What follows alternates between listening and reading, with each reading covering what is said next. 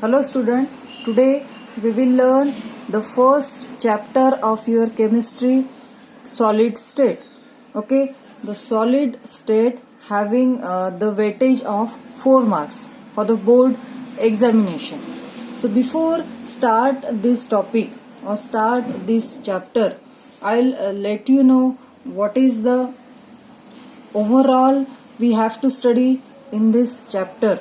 So first we are going to be learn introduction, then classification of solids. So there are two types of solids in the classification: crystalline solids and amorphous solid. Then we will learn classification of crystalline solid.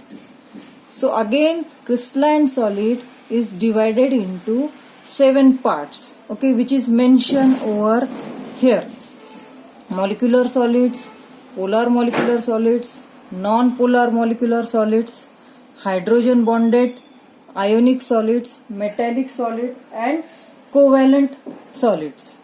Then we'll discuss about unit cells, 2 and 3 dimensional lattices and their number of atoms per unit cell. Then packing of solids, density of unit cell, packing of voids of ionic solids, defects in a crystal structure, electrical properties and magnetic properties. So these things or these concepts we will study in this chapter. So before go to this chapter, I will just let you know what is the solid state and what is the importance of the solid state in our day-to-day life, daily life. So why should we learn solid state? Generally we know that solid is having fixed shape and size. Okay, so in short, scientifically it has fixed mass, shape, volume, size, etc.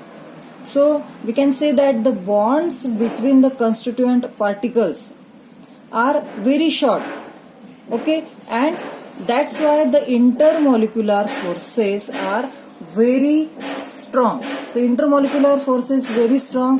So we can say that, or that's why the solid particles cannot change their shape easily. So this is the main things to study this topic, and this is the big feature or big characteristic of the solid particles. So it cannot break easily or it cannot change their shape easily.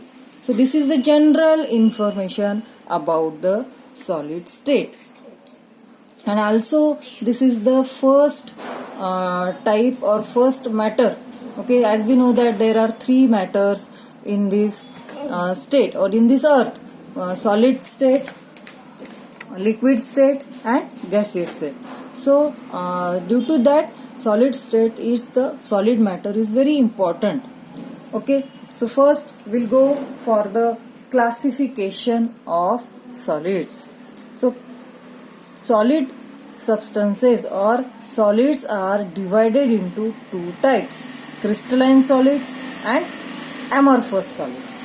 So there is a difference between the crystalline solid and amorphous solid. So what is the difference? So before going to the classification of solids, I will let you know that consider what is the connection between in our day-to-day life of these solids. So consider that you just assume you have to make some magnetic material. Then we search the solid, right? The good magnetic property, or if you make some superconductors, in that case we choose the solid which have very good electrical property. So which are that electrical? So the magnetic properties of the electrical properties, like all melting points, temperature, and at that time we also check what is the melting point and who is the tough, who is the malleable. So all these things we get from the solids. So now we know the characteristics of the solid in shortly. But sometimes in our day-to-day life we have to we see the solid or we feel the solid sometimes, but isn't it a solid every time? No. For example, your window glasses. So we think that or we feel that glasses are the solid particles or the solid substances, but really glass is the solid. No, it's not the solid. Okay, it's a super cooled solid, a super cool liquid. So I will confirm you what is the super cooled or and etc. So to avoid this confusion, scientists declare or scientist divides that solid and look like a solids are the two other things. So that two main parts are crystalline solids and amorphous solids. So crystalline solids, we'll go for the crystalline solids. So crystalline solid have definite characteristic and geometrical arrangement. They have because their bonding are very strong. So that's why the arrangement and the shape of that substances are in geometrical shape. And in amorphous solid, they have irregular shape. Second, the crystalline solid have long range order of regular pattern of arrangement of constituent particle. So the arrangement of the crystalline solids are regular. The manners are in regular arrangement in the same way, but exactly different in the amorphous solid. The range of the substances, solids, are short range. Okay, and the order is but still the order is in a regular pattern. Then third classification or third difference is this is the true solids. Crystalline solid is the true solid. Previously I told you that, so to avoid this confusion, the scientist has divided the solid into two parts, right? So here this is. So they are the true solids, means crystalline solids are the true solids, and the amorphous solids are the pseudo solids or supercooled solid, and glass is the example of the supercooled solid that I was previously told you. Then due to these above characters, we can say that crystalline solid are or crystalline solid have sharp melting point.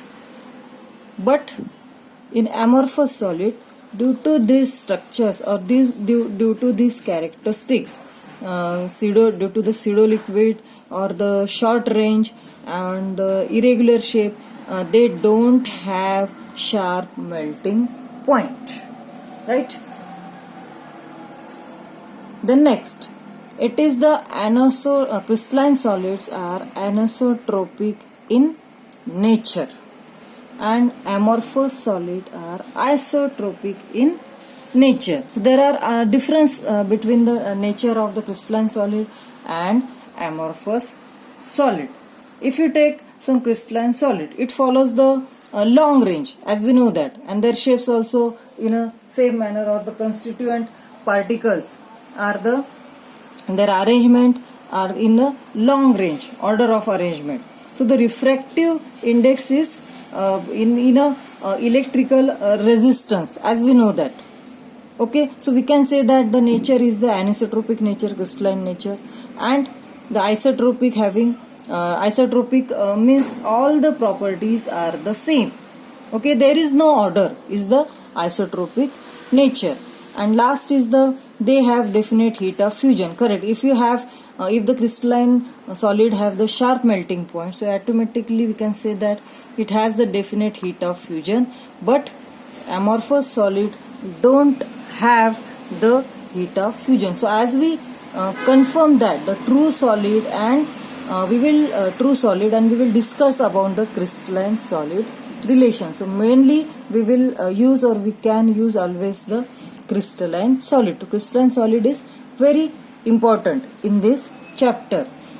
So we will now next we will learn the crystalline solids and their different bond. On this different bond, on this different basis, these are divided into 7 parts. Okay, these are divided into 4 parts. Okay, that we will learn in next lecture.